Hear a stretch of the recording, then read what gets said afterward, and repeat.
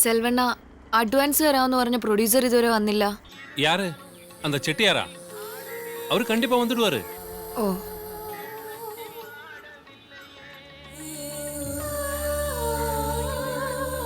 என்னாச்சுங்க? ஒண்ணும் இல்ல, நீ யாரு?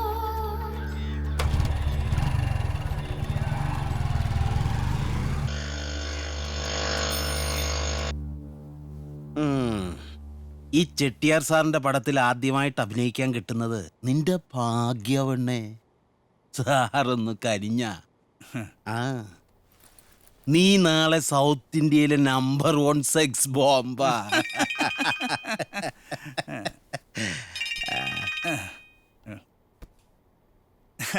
நான் ஏத்தி விட்டங்கத்தா. இந்த கோலிவுட்டிலும் பாலிவுட்டிலும் டோலிவுட்டிலும் கோட்டி கட்டி பறக்குறாங்க.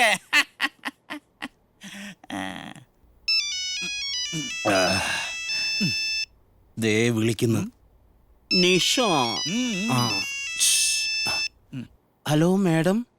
ആ കുമാരേ, ചെട്ടിയാർ സാർ അഡ്വാൻസുമായിട്ട് ആളെ വിടാന്ന് പറഞ്ഞിരുന്നു. പക്ഷെ ആരും കണ്ടില്ല. സാറ് ഫോൺ വിളിച്ചിട്ട് എടുക്കുന്നില്ല. അയ്യോ, ഇതുവരെ എത്തിയില്ലേ? ഞാനൊന്ന് സാറിനെ വിളിച്ചിട്ട് ഇപ്പൊ അങ്ങോട്ട് തിരിച്ചു വിളിക്കാൻ പറയാം.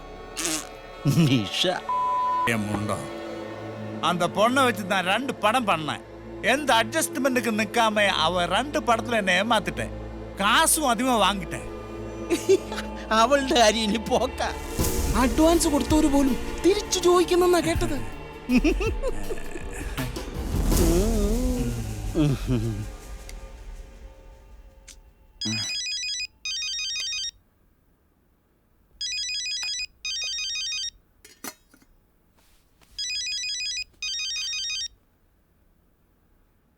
ഹലോ ഹലോ നിജീബേ. ഇക്ക, നിങ്ങള് ഇപ്പൊ എവിടെന്നാ? ഞാൻ നാട്ടീന്നാ. ഒരു വിവരം അറിയിക്കാണ്ട്. എന്താക്കാ? എൻ്റെ ഉമ്മ പോയി നജീബേ. കുറച്ച് കാലായി. എന്നെ അറിയിക്കാൻ കുറേ ശ്രമിച്ചു. എവിടെയാണെന്നറിയണ്ട എങ്ങനെയാ.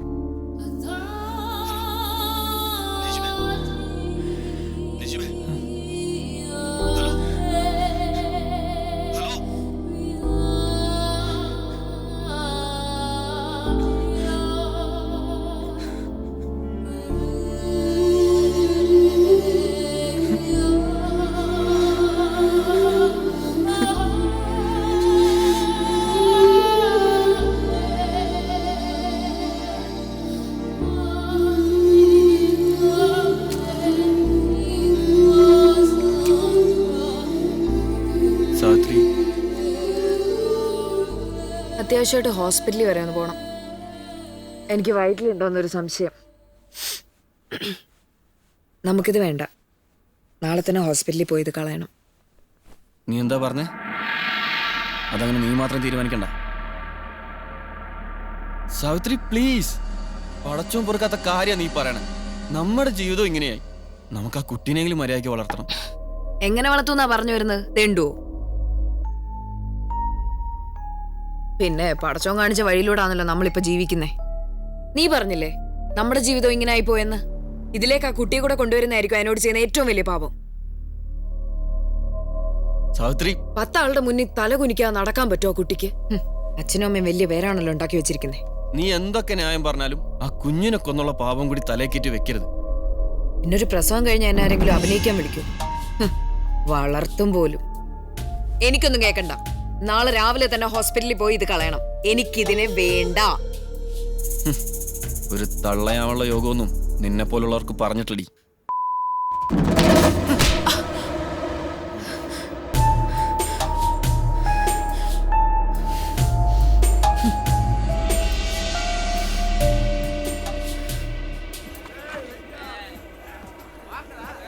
ഒരു 30. അവനെ മനസ്സിലായോ? ആരാ? പുതുവസന്തത്തിലെ നായകൻ. ഓ, നിഷയുടെ. ഒന്ന് മുട്ടിയാലോ?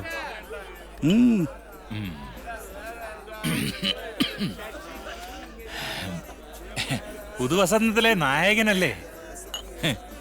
എനിക്കറിയാം. ഒരു റിപ്പീറ്റ്. സാറിനൊരു പെഗ് കൊടുക്കടേ. എന്റെ കൊച്ചനെ, നിങ്ങളെ പോലൊരു ഭാഗ്യവാനെ ഞാൻ എന്റെ ജീവിതത്തിൽ കണ്ടിട്ടില്ല. ആ നിഷയുടെ കൂടെ സിനിമയിൽ അഭിനയിക്കുകയും ചെയ്തു, അവളെ തന്നെ കൂടെ പൊറുപ്പിക്കുകയും ചെയ്തു. അതെ, ഞാനൊരു തനി അച്ചായന, വേറെ വേഷമൊന്നും വിചാരിക്കണ്ട. അവളുടെ പൊക്കിള് കണ്ട അന്ന് പോലെ തുടങ്ങിയതാ. ഒരേ ഒരു രാത്രി ഞങ്ങൾ രണ്ടുപേരും മാത്രം. ആശാൻ പറ, എന്നാ വേണം?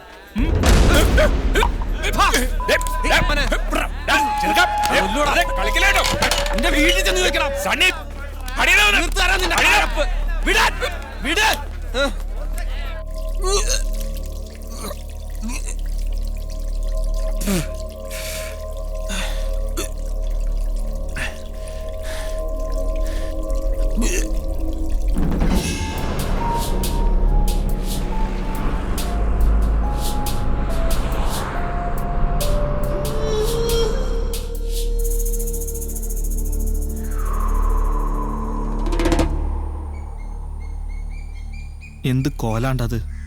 നല്ല യാത്രാക്ഷീണുണ്ട്.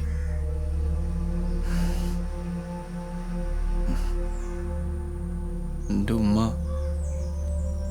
അന്നത്തെ ആ പ്രശ്നത്തിന് ശേഷം ഓരോരു വശം തളർന്നു വീണ് കുറെ നാൾ കോട്ടയ്ക്കലൊക്കെ കിടന്ന് പ്രയോജനമൊന്നും ഉണ്ടായില്ല. പിന്നെ പടച്ചോന് തോന്നിയിട്ടുണ്ടാവും ഇങ്ങനെയായിട്ട് ബുദ്ധിമുട്ടിക്കണ്ടെന്ന്.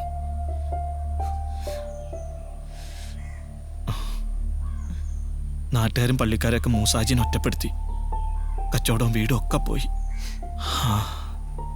ഒരു മനുഷ്യായുസില് ഇതീ കൂടുതലൊക്കെ എന്തനുഭവിക്കാനാ?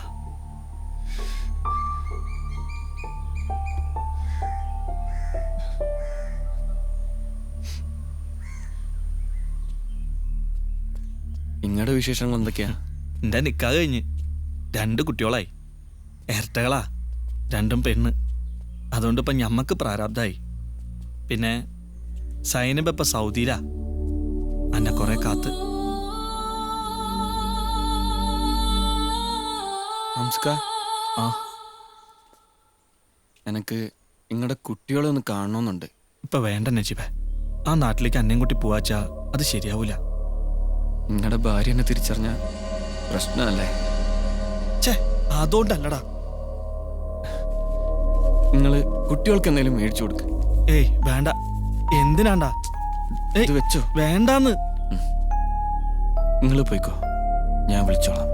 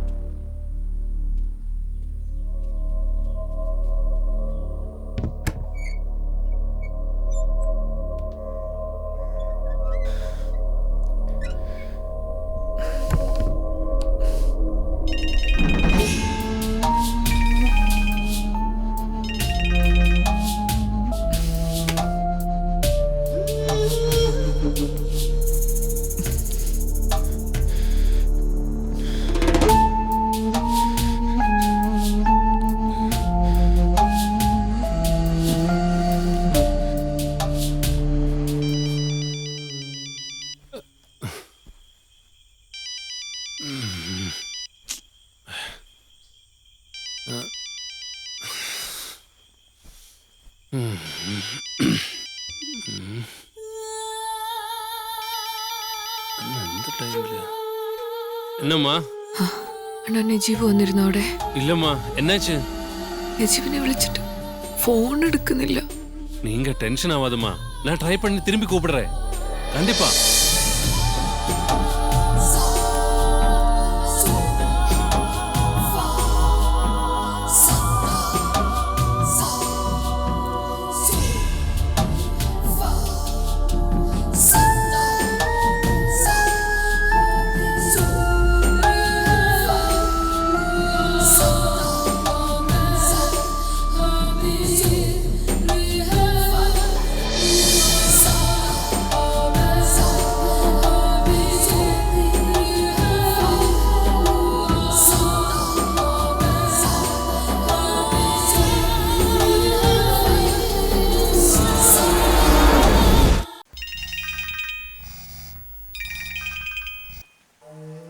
ഹലോ, ആരാ വിളിക്കുന്നേ? ആ, നിങ്ങൾ അത്യാവശ്യമായിട്ട് കോഴിക്കോട് ജനറൽ ഹോസ്പിറ്റൽ വരെ ഒന്ന് വരണം. ആളൊരു സൂയിസൈഡ് അറ്റംപ്റ്റ് നടത്തി. ഇവിടെ ICU ലാ.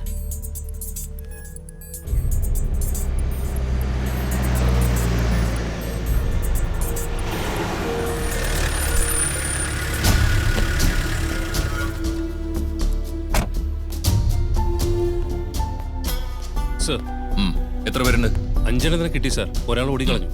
കം.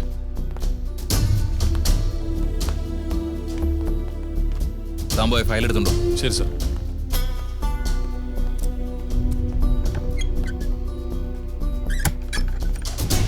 വാ.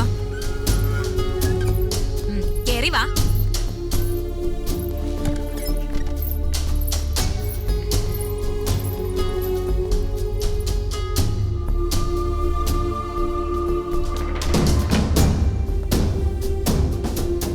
നിന്റെ പേരെന്താ? സാർ, ഞാൻ ജോർജ് വർഗീസ്, ഇവിടെ താലൂക്ക് ആശുപത്രിയിൽ സർജനാ. നിന്നെ ഞാൻ ഇതിനു മുമ്പ് കണ്ടിട്ടുണ്ടല്ലോ. ബാബു സാറേ, മലപ്പുറം പീഡന കേസിൽ 7ാം പ്രതിയായിരുന്നു. ഓ, അപ്പൊ നിനക്ക് ഇത് തന്നെയാണ് പരിപാടി. ആ ഫയലും കൊണ്ടുവാ. എന്താ പേര്? ശാന്ത. മഞ്ജു, 32 വയസ്സ്. നിന്റെ വീട് എവിടെയാ? അടിമാലിയ സാറേ. എന്ത് വാടോ എഴുതി വെച്ചിരിക്കുന്നത്? വെടിമാലിന്നൊക്കെ. ആഹാ, നീയുണ്ടോ?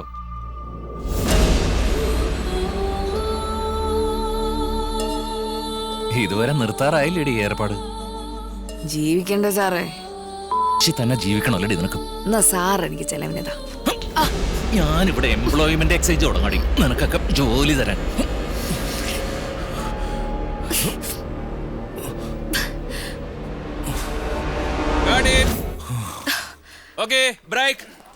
ബ്രേക്ക് പറഞ്ഞു. വേമാടി വേശന്നിട്ട് പാടില്ല. നന്നായിരുന്നു ജി. Thank you. ആ പിന്നെ ഫൈറ്റ് ലഞ്ചിന് ശേഷം ഔട്ട്ഡോർ പ്ലാൻ ചെയ്യും. Okay okay.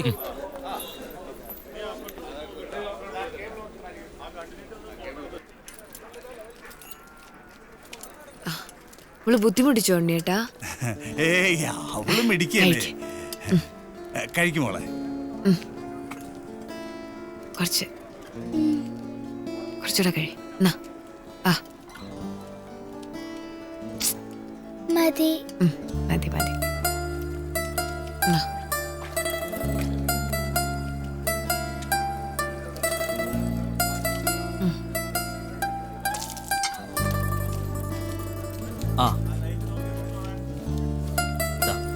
എന്താ ഇവളെ അഭിനയിപ്പിക്കുന്നോ? ഇല്ലേട്ടാ. അതെന്താടി, നല്ല കാശ് വാങ്ങിച്ചു തരാം. വേണ്ടേട്ടാ, ഇവളുടെ അച്ഛന് തീരെ ഇഷ്ടാവില്ല. വാ. ആ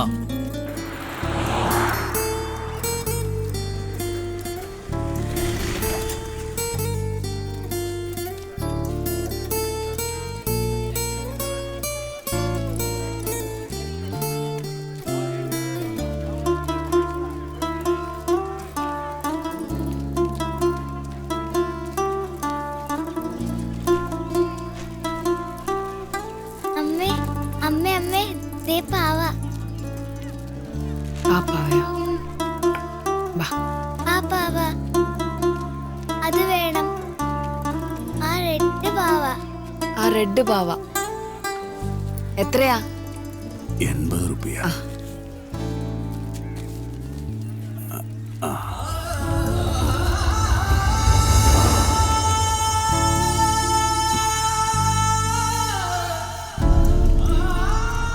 വാ മോളെ.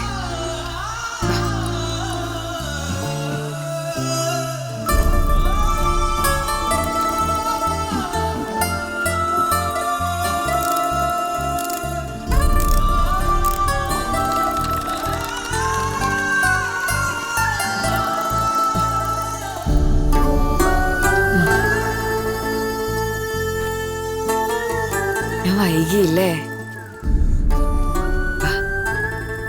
ആ ഡയറക്ടർക്ക് എത്ര എടുത്താലും മതിയാവില്ല. റീടേക്ക് തന്നെ റീടേക്ക്. ഇരിക്കും. ബ്രേക്ക് പറഞ്ഞപ്പോ മണി 3 ആ പ്രൊഡക്ഷൻ മാനേജർ ദിനേശ് ചോദിക്കുക ഇവളെ അഭിനയിപ്പിക്കുമെന്ന്. ഞാൻ പറഞ്ഞു നജീബിന് അതൊന്നും ഇഷ്ടാവില്ല എന്ന്. കുടിക്ക. ആ ഇന്നെന്നെ കൊണ്ടൊരു പാവയൊക്കെ വാങ്ങിപ്പിച്ചു. കാണിക്ക്.